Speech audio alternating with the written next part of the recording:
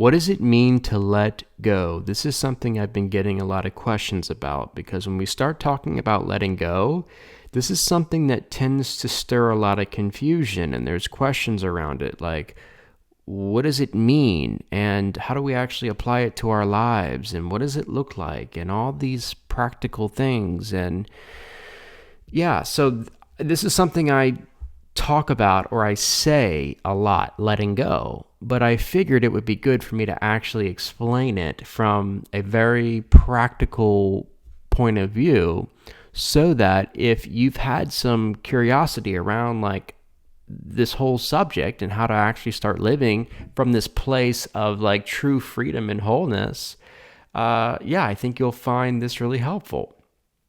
Anyway, first of all, for starters, letting go has nothing to do with trying to do something. It's not a doing, okay? It's a realization.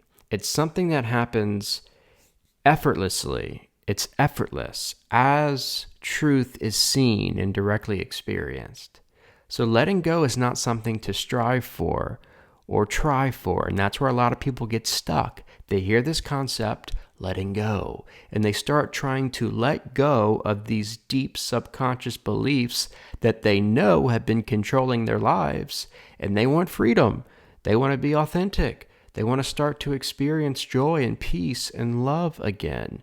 And they know that what's blocking them, what's preventing them from living this way, are these beliefs. And so, of course, that's like what they're wanting to let go of. And these beliefs are really like all these other things that we experience on the surface, all these different ideas and these different patterns and tendencies and habits and behaviors can all be traced back to these beliefs.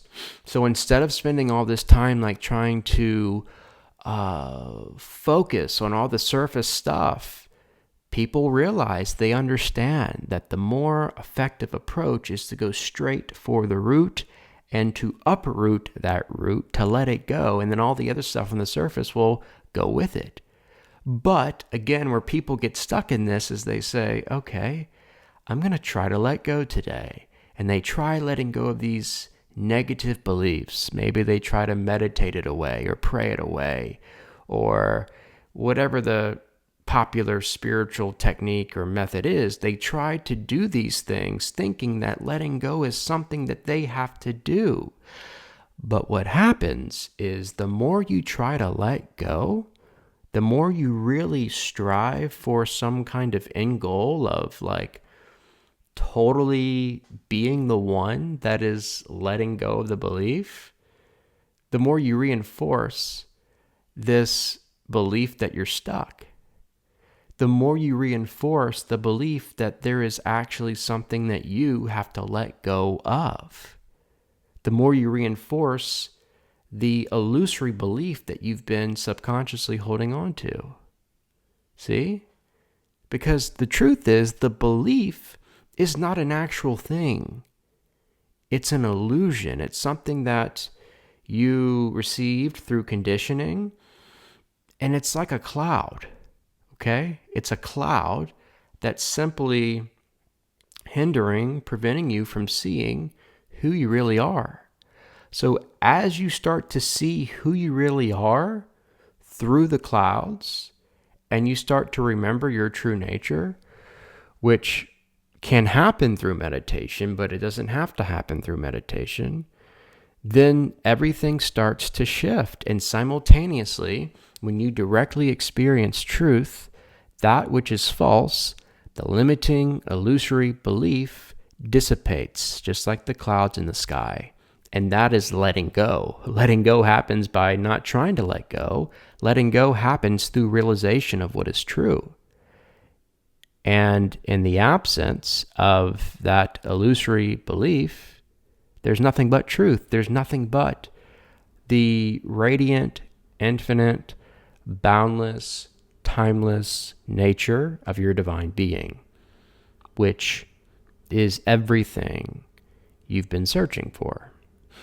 So how do we see what's true? How do we actually dissolve these limiting beliefs, these clouds? Well, number one, and this is where the practicalities kind of come into play. Number one It starts with awareness. Carl Jung said, until you make the unconscious conscious, it will direct your life and you will call it fate. So it's bringing awareness into the subconscious, bringing light into the shadows, and investigating the validity of these beliefs that we've been believing, that we've been holding on to, that we've been trusting to be like true, like objectively and universally true.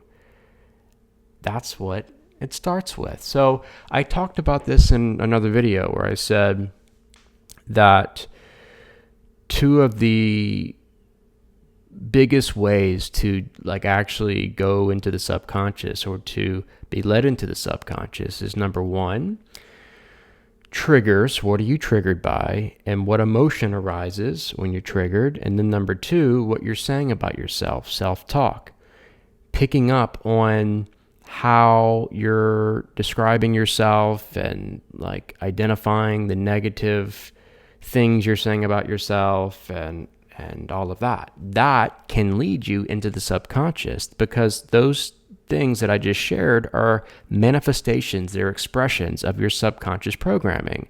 And when you start to sit with those things and you start to question them, they will bring you into the depths of your subconscious where you can get to that root belief. Then you question the hell out of that and you just keep questioning. And the more you question, the more curiosity you embody when you're going through that process, the more awareness, the more consciousness you are bringing into the shadows. And the shadows, the clouds, dissipate as you are bringing awareness, presence, beingness, consciousness, the light into those realms of your subconscious.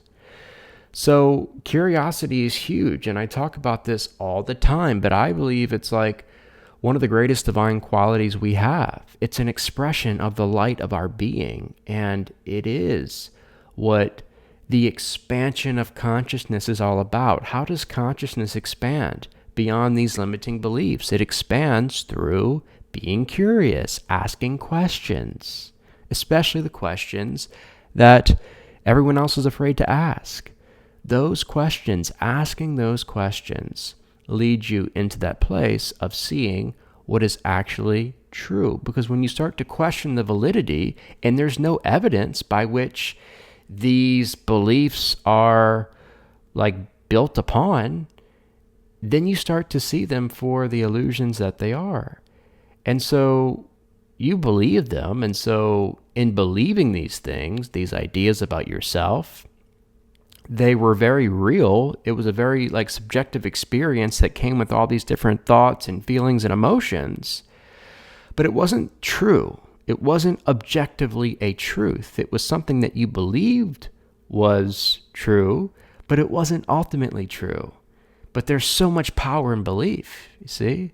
So if you believe something to be true, like really believe it subconsciously, you will experience this real feeling or sensation of what you're believing to be true. And then the way life works is life has a very interesting way of reflecting back to us what we believe subconsciously. So it will show up in these different patterns and cycles and paradigms in our environments, in our relationships, in different circumstances and events and opportunities. All these different avenues of life will start to reflect back to us what we believe about ourselves subconsciously.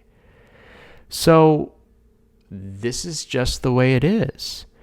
And when things start to shift, when you start to see the truth of who you are, that's been beyond the conditioning, beyond the programming, again, there's nothing to let go of. Because the belief that you were broken, the belief that there's something wrong with you, whatever it is, that you're a sinner, when that belief is investigated and you come to see that it was never a truth, then that's it. That's it. It just dissipates. And now you can start to live from this realm of infinite possibility. Because maybe before that, when you were living according to your conditioning, and these limiting beliefs, you were living in a way that had everything to do with this narrative of you being a certain way based upon your conditioning.